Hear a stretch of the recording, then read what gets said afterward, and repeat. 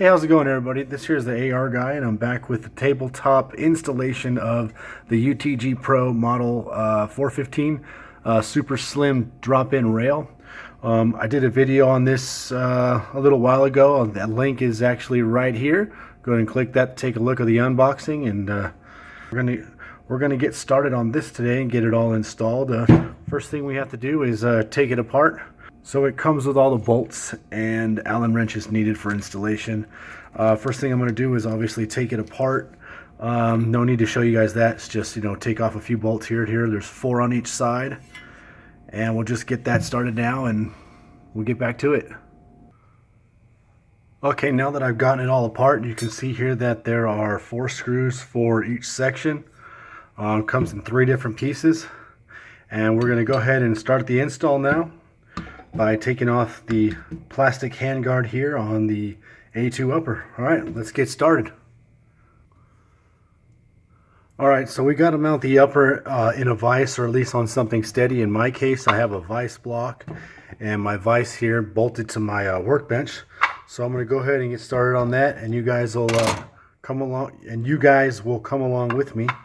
And first thing we do is we go ahead and make sure our dust cover's closed. Alright, so as you can see, I've put my vise block onto my upper, and now I'm just going to go ahead and throw it in my vise. Lock her on down. There we go. That's good enough. It's going to hold her steady, and it ain't going anywhere. I just shook the whole table showing you that, but it is what it is. Alright, first thing we're going to do is we're going to head and pull down on the ring. Mine is actually fairly easy, so I can go ahead and take it apart here. There's one. There we go. Alright, both plastic pieces are off. No heat shield. Well, that's what you get with the budget rifle, right? As they call it. So I'll go ahead and I'm going to wipe this barrel down here a little bit. Get any gunk I see off of it.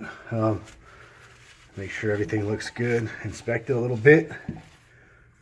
Definitely see tool marks on it. Alright, so now we got that situated. Let's put on the top section here. Make sure you put it the right way. I do have mine upside down. So we're going to go ahead and throw it on that way. Slide it in that way first. Make sure it goes over the top. Now there's a notch cut out here for where it's supposed to rest in. So let me get this pulled back here. There it goes. Alright.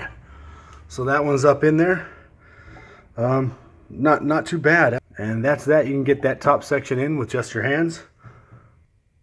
Okay, that's a little better angle right there. Alright, so now that we got that mounted, you want to make sure you pay attention to detail on the gas tube.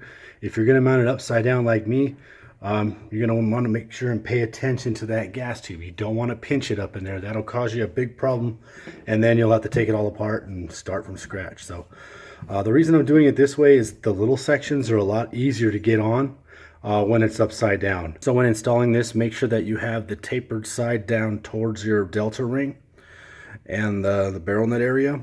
You don't want to put it in the wrong way. You can see there's a difference here. This one is flat and this one tapers down a little bit. You can see it right there on the camera. Alright, so let's get that in there. First thing we could do is actually lay that down, make it a little easier, and go ahead and, it's real easy. You just push it back and it should slide right in. It doesn't really make a sound. And now that we have the other piece on, we're going to go ahead and take our little bolts and our Allen wrench, and we're going to go ahead and put that back together and then move on to the next section.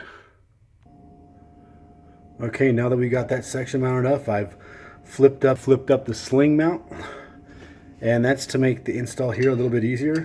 This one is super easy. It just sit it right on down and then bolts her down. So let's see what it's going to look like here in a minute. Alright, so we got that all bolted up. Now let's get it out of the vise here and take a look at what it looks like here. Pretty close here. Notice a tiny little gap. Not really that noticeable, though it may bother me in the future. I may take this off and go another route. But what do you think? Not too bad, huh?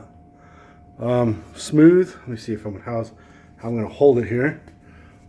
It's nice and smooth. There's no rough edges. Not going to hurt my hand on it. and I'm actually pretty pleased with the way it looks. Now it does add a little bit of weight, but I was willing to work with that simply because I wanted more real estate on my rail. That plastic handguard just was not cutting it at all. I mean, seriously, yeah, the weight's nice, but that's just junk. It does come with some rail sections here. I really don't need to mount any. I actually probably will mount one on the bottom. I'm probably going to throw a light on here. May use this for severe home defense as a backup to my pistol.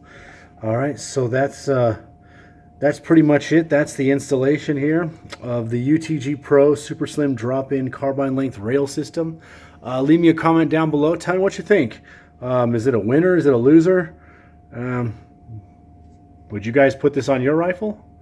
I'm curious to hear what you have to say. So leave me a comment, rate, comment, subscribe. Always, as I say, build your gun, stand your ground, defend your rights. I'm the AR guy. I'll talk to you later.